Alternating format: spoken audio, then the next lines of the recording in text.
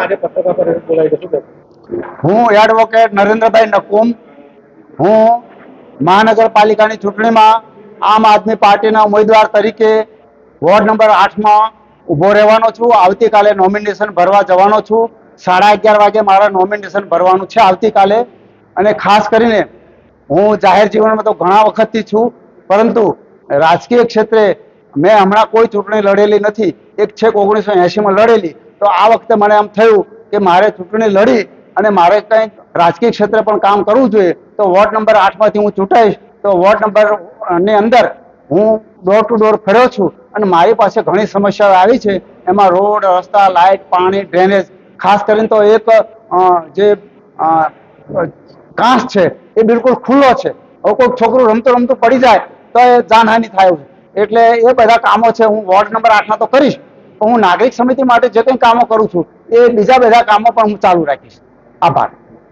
નડિયાદ માટે અગાઉ કોઈ કામ કર્યા હોય છે?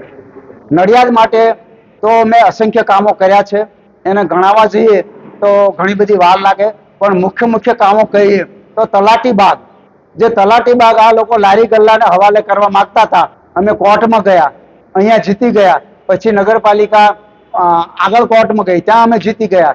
છતાં એ લોકો તલાટી બાગ બનાવતા નહોતા અને દિવાલ બનાવી. અમે કહ્યું કે કન્ટેમ કરીશું.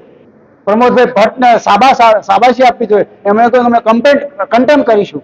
એટલે એમણે દિવાલ બનાવેલી 6 મહિના રાખી અને પછી સમજી ગયા કે આ બનાવવું પડશે. એ તલાટી બાગને પણ 1 વર્ષ સારો રહ્યો અને ઉજળ થઈ ગયો.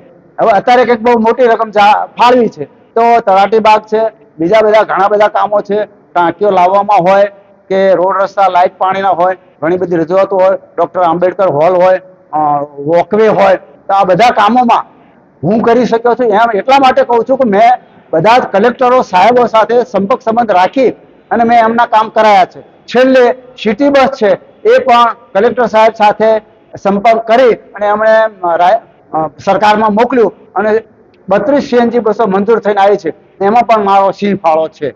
My school is one such future-ready school where I understand each and every concept taught in the class and don't rote learn, where teachers don't just use books and blackboard to teach but use new ways of teaching and learning like audiovisual learning, activity-based learning and group activities which enhances my conceptual understanding.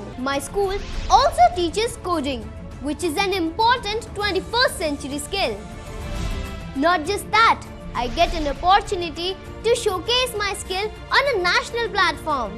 And with all this, I acquire important skills that make me future ready and confident.